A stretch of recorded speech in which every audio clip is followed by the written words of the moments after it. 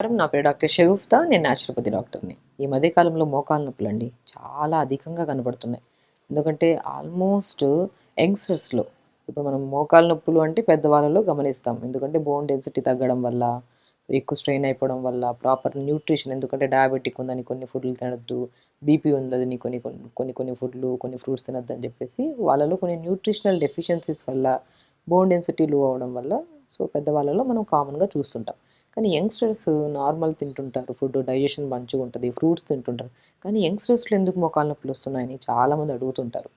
So, 30-40 years వాళ్ళలో 50-60% జనాలలో ఈ మధ్య కాలంలో జాయింట్ పెయిన్స్ అని, మన సయాటికా పెయిన్ అని, మోకాళ్ళ నొప్పులని, ఈ తిమ్మిర్లని అధికంగా చూస్తున్నాం మనం. సో, మనం ఏం చేస్తుంటాము బేసికల్లీ ఈ జనరేషన్‌లో ప్రత్యేకంగా కూర్చొని చేసే వర్క్‌లు ఎక్కువైపోయాయి.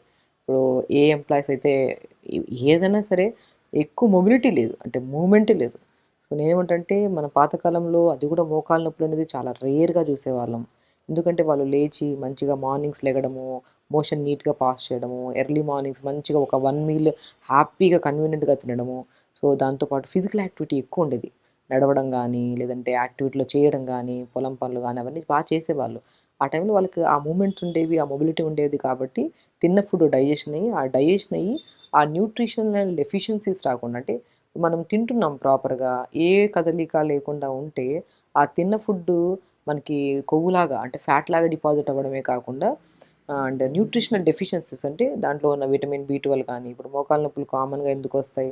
సో, లేదంటే కాల్షియం డెఫిషియన్సీ అన్నా ఉండొచ్చు. లేదంటే బి12 deficiency, D vitamin deficiency, iron, potassium, magnesium deficiencies వల్ల మనకి జాయింట్స్‌లో పెయిన్స్ గానీ, తిమ్మిర్లు రావడం గానీ జరుగుతుంటాయి.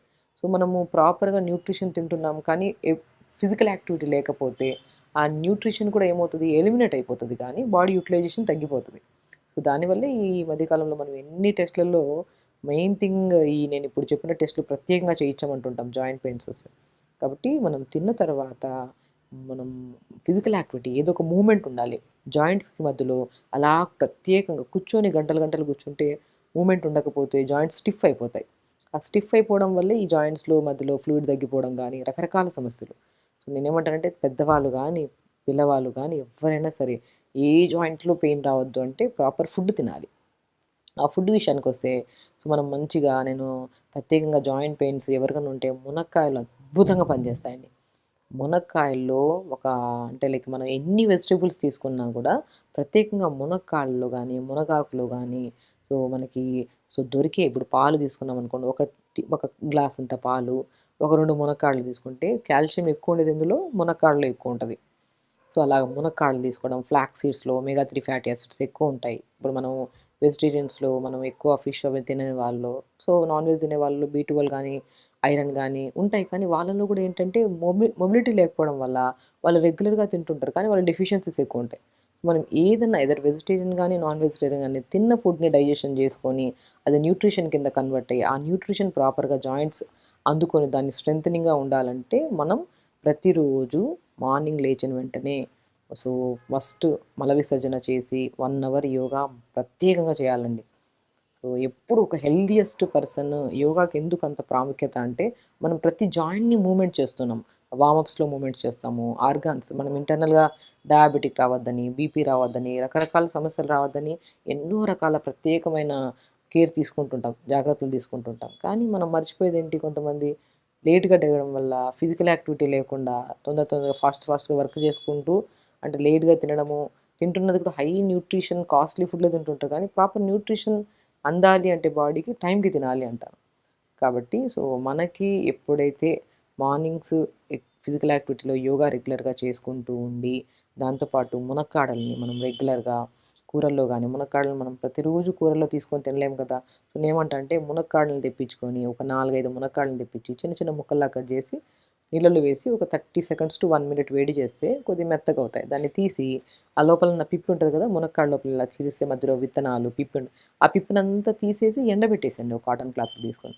దాంట్లో మనం ఎండబెట్టిన తర్వాత ఆ పౌడర్ వస్తది కదా! ఆ పౌడర్‌ని ప్రతిరోజు ఆవు పాలల్లో కావాలంటే ఆవు పాలల్లో అయినా తీసుకోవచ్చు. లేదంటే మజ్జిగలో అంటే మజ్జిగలో, హాట్ వాటర్‌లో అయినా తీసుకోవచ్చు. కొంతమందికి ఎలర్జీ ఉన్నట్టుంటే మనం పాలు తాగొద్దంటాము. కొంతమందికి ఆస్తమా ఉంటే కొంతమందిలో, అందరిలో కాదు మజ్జిగ తాగొద్దంటుంటాం. సో, అలాంటప్పుడు హాట్ వాటర్‌లో మీకు ఏది కన్వీనియంట్ ఉంటే ఆ కన్వీనియంట్‌గా ఉండేటట్టు ఒక గ్లాసు మిల్క్లో కానీ హాట్ వాటర్లో కానీ మజ్జిగలో కానీ మునక్కాడ లోపలతో చేసిన గుజ్జు పౌడర్ని మంచిగా ఒక స్పూన్ కలుపుకొని తాగారనుకోండి. సో ప్రతిరోజు అండి క్రమం తప్పకుండా 10-15 రోజులు తాగి చూడండి. అద్భుతంగా నాట్ ఓన్లీ మీరు ప్రయత్నిస్తున్నప్పుడు మీరు జాయింట్ పెయిన్‌లో మోకాలు నొప్పులు వచ్చిందని మీరు తాగుతుండొచ్చు. కానీ ఎక్కడ ఏ జాయింట్‌లో స్టిఫ్‌నెస్, పెయిన్స్ అండ్ తిమ్మిర్లు, బలహీనతలు కూడా రాకుండా ఆ మునక్కాడ లోపల గుజ్జు పౌడర్‌ని మనం పాలలో గానీ ఇలా కలుపుకొని తాగడం వల్ల హాట్ వాటర్‌లో గానీ డిపెండ్స్ తాగడం వల్ల మీకు అన్ని జాయింట్స్ ఎనర్జిటిక్‌గా ఉంటాయి. ఎందుకంటే మునక్కాడకి ఎందుకంత ప్రాముఖ్యత అంటే దీంట్లో calcium, potassium, magnesium, B complex vitamins, D vitamins కూడా సంపూర్ణంగా ఉంటాయి కాబట్టి మనం ప్రతిరోజు కూరలో తినమంటుంటాం. కానీ కూరలో తినడానికి రోజు అవ్వదు కాబట్టి ఒక్కో రోజు ఒక్క కర్రీ తింటుంటాం. దాన్ని ఇది పౌడర్ ఫామ్‌లో చేసుకున్నాం అనుకోండి మంచిది. ఇది కూడా ఒకరోజు మునక్కాడ లోపలతో చేసిన గుజ్జు పౌడర్‌ని కలుపుకొని తాగుతారు. ఒకరోజు మునగాకు పౌడర్. మునక్కాడ లోపల గుజ్జు గానీ, మునగాకు తీసుకుంటే కొంతమందికి హీట్ అయ్యే ఛాన్సెస్ ఉంటాయి. కొద్దిగా బాడీ హీట్ అయ్యే ఛాన్సెస్ ఉంటాయి. అప్పుడు మనం ఏం చేస్తాం, ఒక ఇలాచీని క్రష్ చేసి యాలుకని పౌడర్‌ని కొద్దిగా కలుపుకొని అది మజ్జిగలో గానీ, హాట్ వాటర్‌లో గానీ, నీళ్ళలో గానీ మీకు ఎలా కన్వీనియంట్ అయితే అలా కన్వీనియంట్‌లో ఓ రోజు మునక్కాడ లోపల గుజ్జు పౌడరు, కొద్దిగా ఇలాచి కలుపుకొని తాగారనుకోండి. సో హీట్ అవ్వదు, బ్యాలెన్స్ ఉంటది అండ్ ప్రాపర్ న్యూట్రిషన్ కూడా అందుతది. అండ్ ఇలాచీలో ఇంకొక మెయిన్ ప్రాముఖ్యత అంటే డైజెషన్ ఇంప్రూవ్ చేస్తది యాలుకలు తినడం వల్ల. సో దాంతో పాటు బీపీ ఉంటే బీపీ కంట్రోల్ చేయడానికి, బాడీలో వాతం ఉంటే దాన్ని కూడా కంట్రోల్ చేయడానికి యాలుక పౌడర్‌ని వాడుతుంటాం. ఇది కూడా ఎక్కువ కాకుండా తక్కువ మోతాదులో. సో చూసారా మనము మోకాళ్ళ నొప్పులుంటే, జాయింట్ పెయిన్స్ ఎక్కడున్నా కూడా ప్రతిరోజు మెయిన్ ఇంపార్టెంట్ ఫిజికల్ యాక్టివిటీ. మనం రోజు మీరు చెప్పినట్టు మేము పాలు తాగుతున్నాం. దాంట్లో మునక్కాడ లోపల పౌడర్ కలుపుకొని తాగుతాం. అయినా మాకు రిజల్ట్స్ రావట్లేదు అంటారు కొంతమంది. సో నేనేమంటానంటే ఫిజికల్ యాక్టివిటీ. ఇది తిన్నా కూడా, ఇది తాగినా కూడా డైజెషన్ ప్రాపర్‌గా ఉండాలి. అది ఉండాలి అంటే మనం మార్నింగ్ ప్రతిరోజు యోగా చేసుకోవాలి. అలా యోగా చేయడం వల్ల మనకి జాయింట్స్ డైజెషన్ ఫ్యూచర్‌లో డయాబెటిక్, బీపీలు, ఇవి రకరకాల సమస్యలు ఎక్కువైపోయాయి ఈ మధ్యలో. ఇవన్నీ రాకుండా మన జాయింట్స్‌ని అద్భుతంగా పనిచేసే ఒక మిరాకిల్ మనం ఇంట్లో చేసే ప్రిపేర్ చేసుకున్న మునక్కాడ లోపల పౌడర్, మునగాకు పౌడర్, కొద్దిగా ఇలాచిని మనం చెప్పినట్టు పాలల్లో గానీ, మజ్జిగలో గానీ, హాట్ వాటర్‌లో గానీ కలుపుకొని తాగితే చాలా మంచిది. అండ్ దాంతో పాటు కొంతమంది ఇంకా మనం కొంతమంది పిల్లలు గూడా చిన్న చిన్న పిల్లలు గూడా తొందరగా ఇమ్యూనిటీ డ్యామేజ్ అవ్వడం వల్ల చిన్న గాయమైనా గూడా అది రికవరీ అవ్వడానికి టైం పడుతుంది. సో అలాంటప్పుడు మనం పిల్లలకి మనము వాల్‌నట్స్ ఉంటాయి కదా! వాల్‌నట్‌లో గూడా ఒమేగా 3 ఫ్యాటీ యాసిడ్స్ ఎక్కువుంటాయి. ఫ్లాక్స్ సీడ్స్‌లో గూడా ఒమేగా 3 ఫ్యాటీ యాసిడ్స్ ఎక్కువుంటాయి కాబట్టి ఈ రెండిటిని పౌడర్ చేసేసుకోండి. ఆ పౌడర్‌ని మనం ప్రతిరోజు ఇడ్లీ చేస్తామా, దోస అన్నీ చేస్తుంటాం కదా! సో ఇడ్లీ బ్యాటర్‌లో ఒక స్పూన్ కలిపేసుకొని ఏదో రకంగా బాడీలోకెళ్ళాలి. మనం సెపరేట్‌గా తీసుకోమంటే అశ్రద్ధ చేస్తాం. సో అలా కాకుండా ఏదన్నా ఇడ్లీ బ్యాటర్‌లో ఇప్పుడు మనం ఇడ్లీ చేస్తున్నాము. సో అది న్యూట్రిషన్ కింద మనం తింటున్న ఫుడ్ మొత్తం చూడండి. ఇలా ప్యాటర్న్‌లో తీసుకుంటే ఎక్కడ జాయింట్ పెయిన్స్, ప్రత్యేకంగా మోకాలు నొప్పులు ఇవన్నీ ఉండవు. మనం మార్నింగ్ ఇడ్లీ బ్యాటర్ కొద్దిగా తీసుకొని సొరకాయ గానీ, బీరకాయ గానీ, పొట్లకాయని తురిమేసి ఒక 50% ఇడ్లీ బ్యాటర్, ఒక 50% వెజిటబుల్, వాల్‌నట్, ఇంకా ఫ్లాక్స్ సీడ్స్, ఇంకా బలం కావాలంటే pumpkin seeds, watermelon seeds, sunflower seeds, తెల్ల నువ్వులు, పూల్ మకాన్ అద్భుతంగా పనిచేస్తాయి 5 రకాల నట్స్. సో వీటిని దోరగా వేపేసుకొని పౌడర్ చేసుకొని, ఆ పౌడర్ కొద్దిగా ఇలా ఇడ్లీ బ్యాటర్‌లో కలుపుకొని ఒకరోజు ఇడ్లీ అలా తీసుకోండి. సో న్యూట్రిషన్ చూస్తారా ఎక్కడ కాల్షియం ఉంటే కాల్షియం తక్కువ ఉంటది. కాల్షియం బ్యాలెన్స్ చేస్తది. బి12 తక్కువ ఉంటే బి12 బ్యాలెన్స్ చేస్తది. D vitamin, iron, potassium, magnesium ప్రత్యేకంగా ఇవన్నీ చాలా మెయిన్ ఇంపార్టెంట్ జాయింట్స్. ఇవన్నీ ఈ నట్స్‌లో అన్నీ దొరికిపోతున్నాయి కాబట్టి ఇవి మనం డైలీ తినే ఇడ్లీలో ఇవన్నీ కలుపుకొని తీసుకుంటే మంచి ఫైబర్ ఉంటది. మోర్ న్యూట్రిషన్ ఉంటది. సో డైజెషన్ కూడా మంచిది. సో అలాగా మనం మనం ఒకరోజు ఇడ్లీ, ఒకరోజు మనం జావ గానీ, రాగి జావ గానీ, జొన్న జావ గానీ అలా తీసుకుంటాం. ఒకరోజు ఇలా బ్రేక్‌ఫాస్ట్ అయ్యాక లంచ్‌కి బ్రౌన్ రైస్, ఎక్కువ ఆకుకూరలు, ఎక్కువ వెజిటబుల్స్ ఏసుకొని తినడం. డిన్నర్‌కొచ్చాక లైట్ టిఫిన్స్ తీసుకోవడం. ఈ మధ్యలో ఈ స్నాక్స్, ఆ స్నాక్స్ అని అవాయిడ్ చేసి మనం మంచిగా ఇప్పుడు నేను చెప్పినట్టు పాలల్లో గానీ, మజ్జిగలో గానీ, హాట్ వాటర్‌లో గానీ మునక్కాడతో చేసిన పౌడర్‌ని ఒకరోజు మునక్కాడతో చేసిన లోపల గుజ్జు పౌడర్‌ని ఒకరోజు మునగాకు పౌడర్‌ని అలా తీసుకుంటూ అండ్ ప్రత్యేకంగా ప్రతిరోజు యోగాలో గూడా చాలా విపరీతమైన మోకాళ్ళ నొప్పులు ఉండేవాళ్ళు యోగా చేయలేరు కాబట్టి, ఒకవేళ ఎక్కువ వాక్ చేయడానికి కూడా ఇబ్బంది పడుతుంటారు. ఎందుకంటే జాయింట్‌కి మధ్యలో మనకి ఎక్కువ ర్యాపిడ్ ఎక్కువైపోతే రెడ్‌నెస్ ఫార్మ్ అయిపోయి కూడా పెయిన్ వచ్చే ఛాన్సెస్ ఉంటాయి. సో దానివల్ల ఇంటర్నల్‌గా ఇంకా లిగమెంట్ డ్యామేజ్, లిగమెంట్ టియర్స్ ఇవన్నీ వచ్చే ఛాన్సెస్ ఉంటాయి. కాబట్టి మనము అధికంగా మోకాళ్ళ నొప్పులు ఉండేవాళ్ళు మంచిగా సోఫా మీద గానీ, బెడ్ మీద గానీ కూర్చొని ఒక పిల్లోని డబుల్ ఫోల్డ్ చేసుకొని మోకాళ్ళ కిందకి పెట్టి అలా మన ఇప్పుడు ఇది మోకాలనుకోండి. ఇక్కడ ఒక పిల్లో పెడతాం. స్ట్రెచెస్ ముందుకి, వెనక్కి స్ట్రెచ్ చేయడం, సైడ్‌కి స్ట్రెచ్ చేయడం, clockwise, anticlockwise తిప్పడం. ఇలా మూవ్‌మెంట్స్ చేసుకుంటూ స్లోగా జాయింట్స్ మధ్యలో కొద్దిగా ఫ్లెక్సిబిలిటీ పెరుగుతది.